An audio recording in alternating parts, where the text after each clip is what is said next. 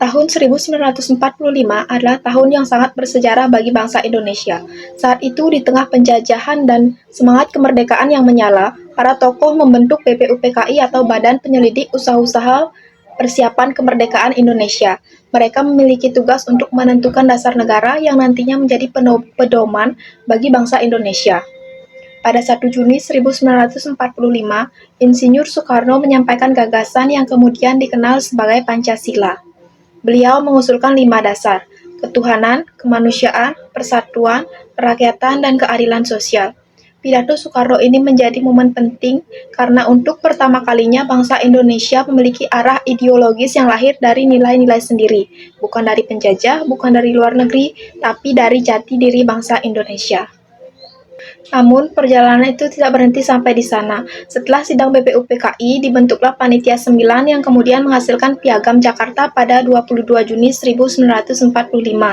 Piagam ini merupakan hasil kompromi luar biasa antara berbagai golongan yang sama-sama ingin Indonesia merdeka dan bersatu.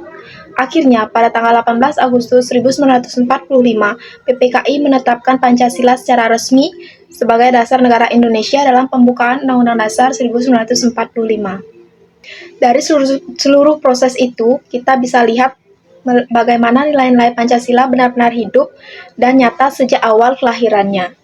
Nilai persatuan Indonesia tercermin saat para tokoh bangsa rela menurunkan ego dan mengutamakan kepentingan bersama.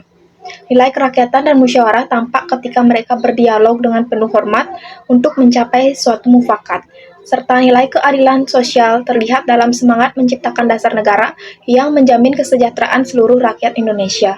Dan tentu, nilai ketuhanan dan kemanusiaan menjadi fondasi moral yang menjiwai setiap putusan yang diambil.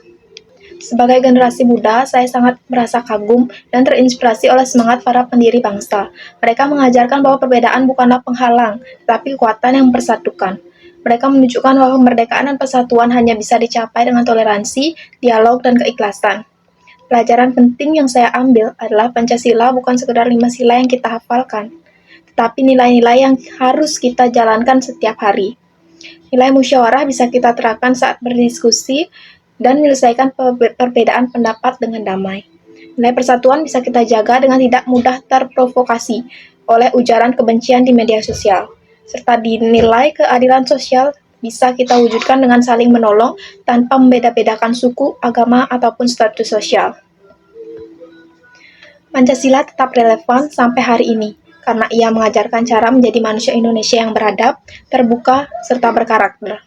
Jika generasi muda mampu menghidupkan nilai-nilai Pancasila dalam tindakan nyata, maka kita bukan hanya mengenang sejarahnya, tetapi juga meneruskan perjuangan para pendiri bangsa menuju Indonesia yang lebih maju, adil, dan bersatu. Hiduplah Pancasila dalam hati dan tindakan generasi muda. Terima kasih. Saya Gusti Ayu Miradiana Reta, mahasiswi program studi Sains Data Universitas Terbuka.